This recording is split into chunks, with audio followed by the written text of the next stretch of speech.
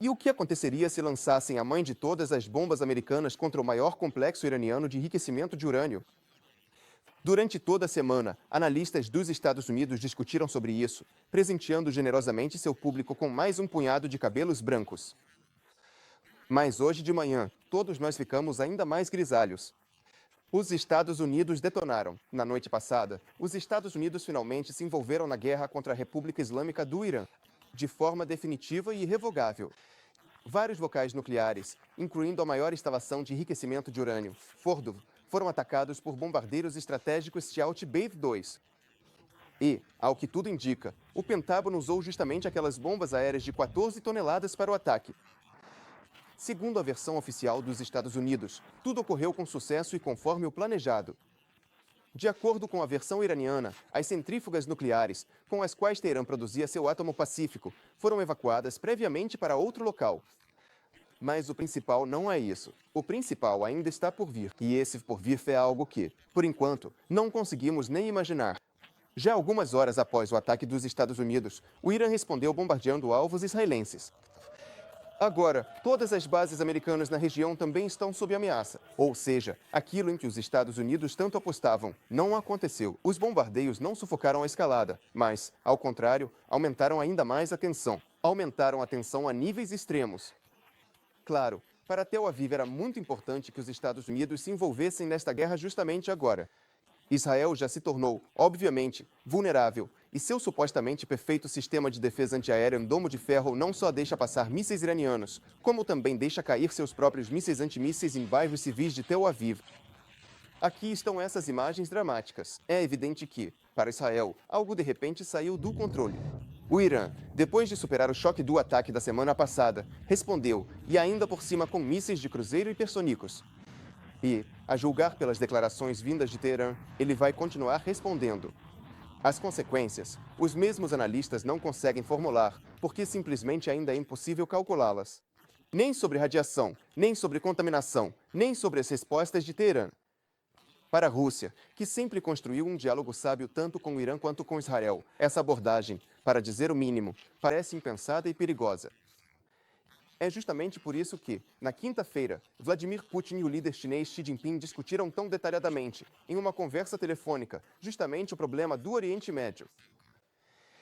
É justamente por isso que, na sexta-feira, o presidente russo, já na plataforma do Fórum Econômico Internacional de São Petersburgo, ao qual retornaremos muitas vezes hoje, alertou abertamente: a situação é perigosa. Existe o risco de um conflito global. Você está preocupado que estejamos caminhando para uma terceira guerra mundial agora? É perturbador. Falo isso sem nenhuma ironia, sem brincadeiras. Claro, há muito potencial de conflito. E ele está crescendo. E está bem debaixo do nosso nariz. Isso nos afeta diretamente. O conflito que estamos vivendo na Ucrânia, nessa direção. E o que está acontecendo no Oriente Médio. E, claro, estamos muito preocupados com o que está acontecendo em torno das instalações nucleares do Irã. Preocupa-nos aonde isso pode levar.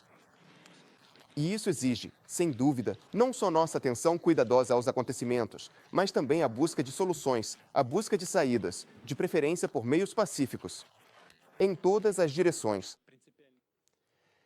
Há alguma chance de que depois desta noite Teherã esteja pronta para negociações ou o ponto sem retorno já foi ultrapassado? Analisado por Yulia Chatilova.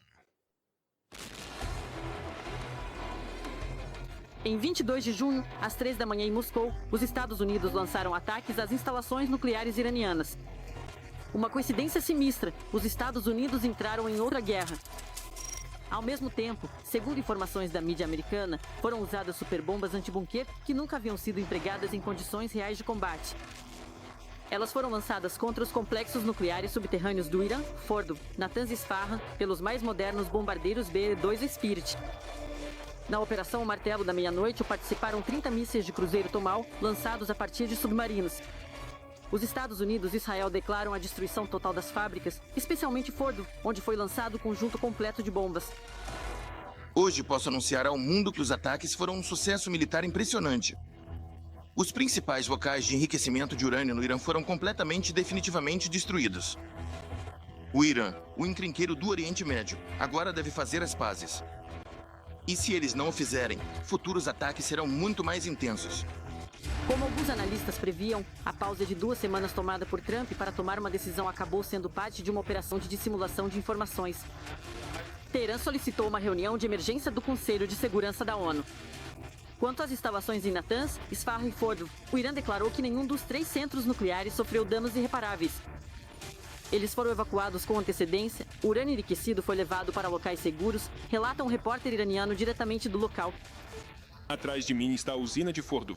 Consigo ver fumaça do outro lado da usina nuclear. Não há ambulâncias nem carros de bombeiros.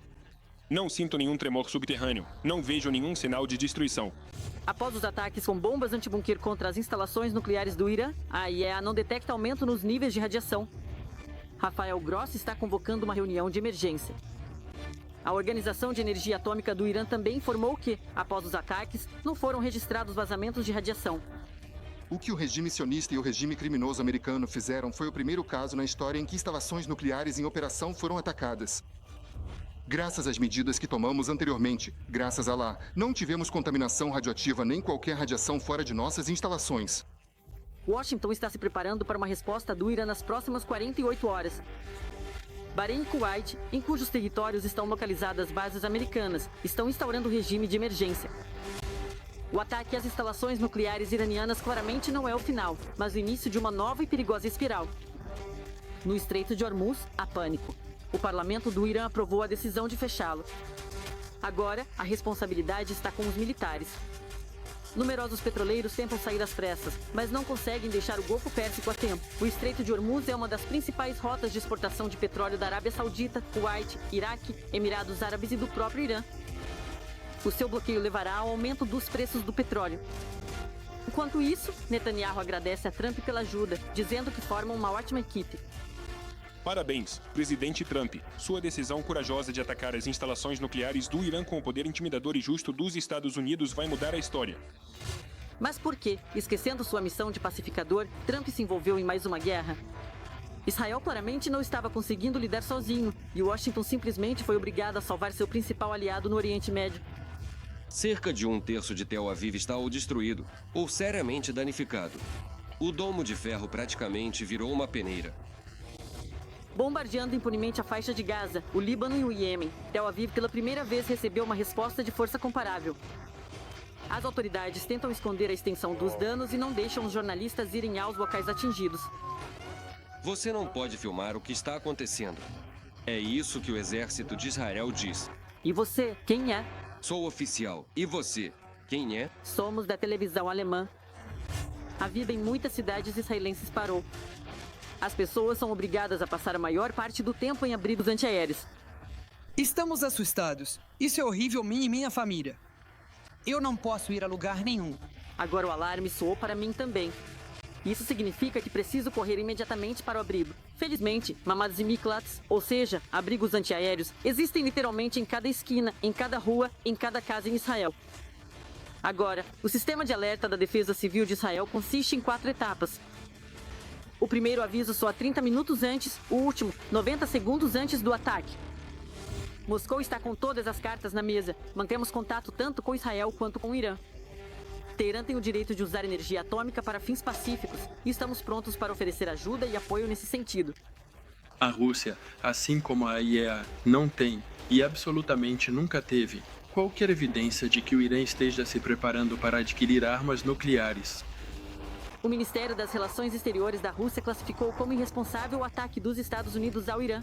Após os ataques noturnos, o ministro das Relações Exteriores da República Islâmica voou para Moscou. Claro, as portas para a diplomacia devem estar sempre abertas. Mas agora meu país foi atacado, e precisamos reagir com base em nosso legítimo direito à autodefesa. O Ocidente tem seu próprio desfile de hipocrisia. Na sexta-feira, em Genebra, ocorreram negociações entre os ministros das Relações Exteriores do Reino Unido, França, Alemanha e Irã. Ficou acordado continuar discutindo o programa nuclear iraniano, cuja existência nunca foi comprovada. E o chanceler alemão chegou a agradecer a Israel por fazer o trabalho sujo para o mundo inteiro.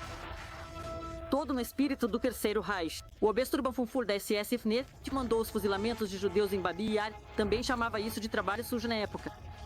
Só posso dizer que tenho enorme respeito pelo fato de que o exército e o governo de Israel tiveram a coragem de fazer isso. O primeiro-ministro britânico Starmer apoiou os ataques dos Estados Unidos e chamou o programa nuclear de Teherã de ameaça à segurança internacional. Ao mesmo tempo, fica cada vez mais evidente, que isso é apenas um pretexto para o ataque.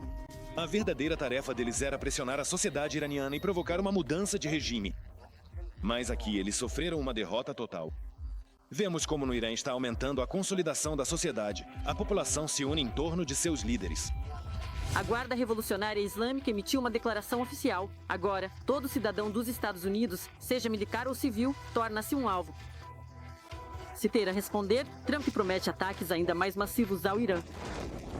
O mundo parou a um passo de uma grande guerra. Yulia Shatilova, Alexei Babenko e Alexander Beliaev, TV3.